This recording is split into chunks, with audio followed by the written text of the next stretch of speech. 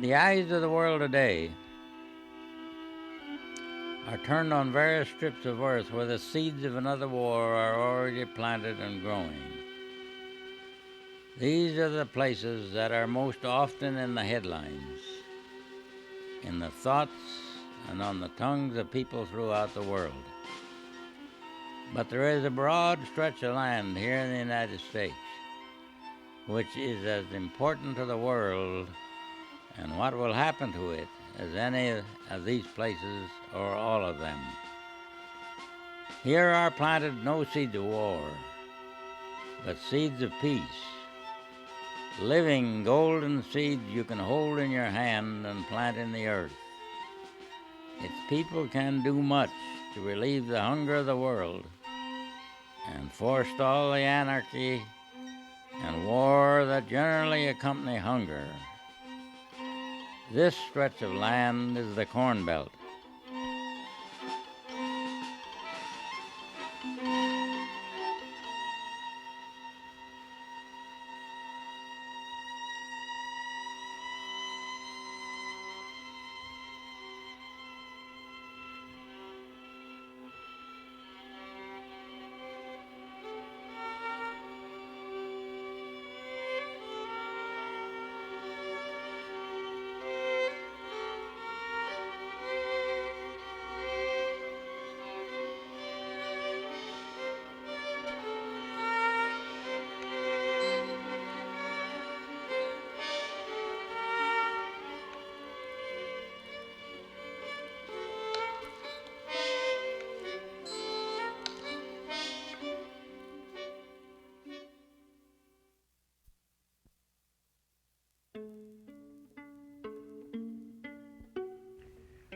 Now, there are only three things that really matter to farmers.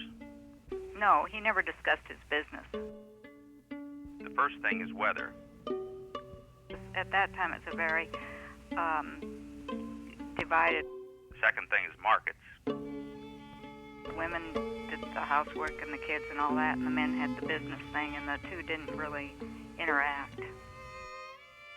I remember when I was a small boy, my dad would come in at noon, and after we'd said grace, he'd turn on the radio to the 50,000-watt clear channel voice of the Middle West, WHO, Des Moines. And we'd listen to the markets from Sioux City, St. Joe, Kansas City, St. Paul, and Chicago. She was screaming something, "Why don't you talk to me?" or something. But I don't recall him talking because normally when we talked during meal times, like a lot of us would, he was listening to the news. He had WHO on from Des Moines, so no one really was allowed to talk.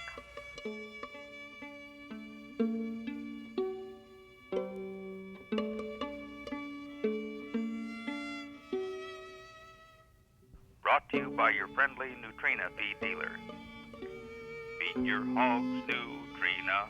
Nutrina, the best feed that money can buy.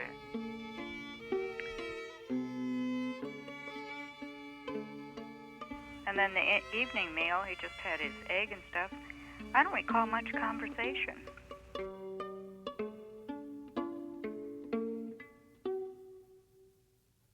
And my little sister would sit in her high chair and rock back and forth, and we were sort of afraid that one day she'd pitch nose first right into the mashed potatoes. But she never did.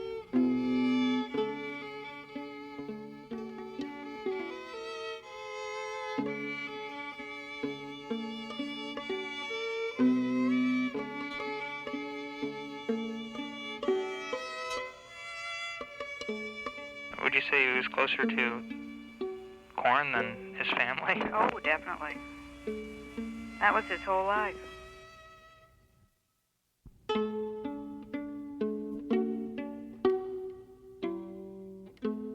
third thing that matters to farmers is procreation.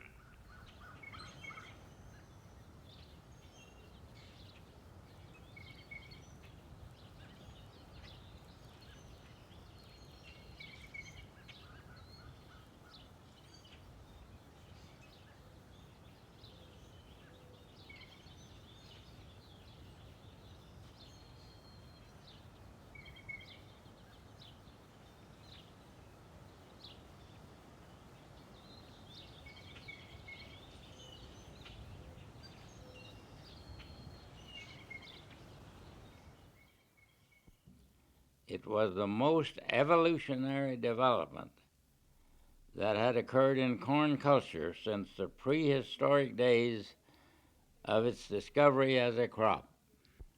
When word got around after 1906 that a number of scientists had explored the possibilities of a technique of exceedingly close inbreeding, the result was a genetic explosion. Corn plants so crossed upon themselves produced astounding mixtures of growth. They yield misshapen nubbins, occasional pod specimens, or throwbacks with every grain encased in a little husk, all its own, and grotesque combinations of all that is good and bad in corn. We spoke of the dangers of close inbreeding as if it were wicked. Indeed, orthodox agronomists call it plant incest.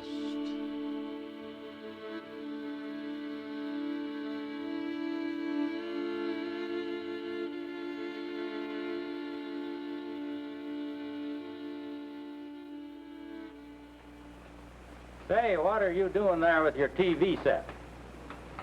I'm trying to get that corn fellow that I saw yesterday. You mean that Bigley's Best Hybrids fellow? Yes, that corn that holds its ears, good roots, high yield, resists disease and insects. What'd you say the name of it is? Bigley. Bigley's Best Hybrids. Let me introduce myself. I'm Milford Bigley of Bigley Best Hybrids. I just happened to be in the neighborhood and thought I'd drop in. Better order your corn now from your local dealer.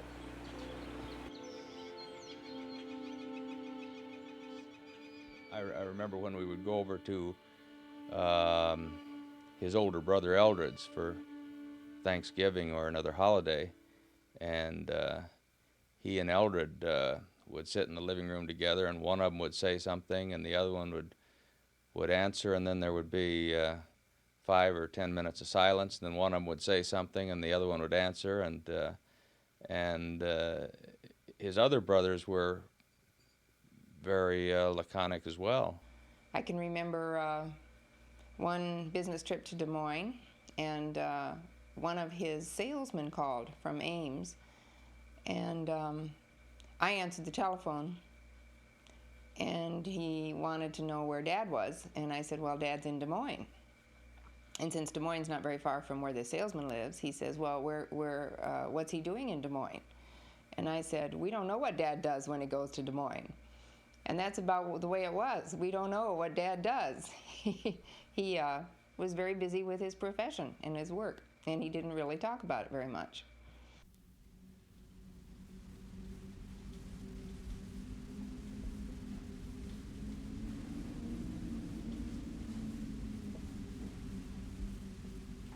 Here's how reproduction works. Now, the tassel is the male part of the corn plant, and the female part is the ear. The tassel has little sacs of pollen which eventually burst, allowing the pollen grains to drift down onto the silks which are protruding from the ears.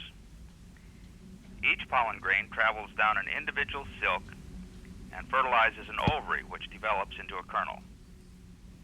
You know how popular corn on the cob is.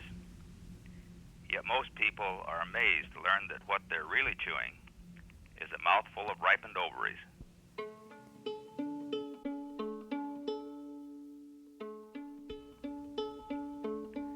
Of course, corn is much more accepting of its sexuality than oats or barley or alfalfa, all of which take great pains to hide their reproductive activities.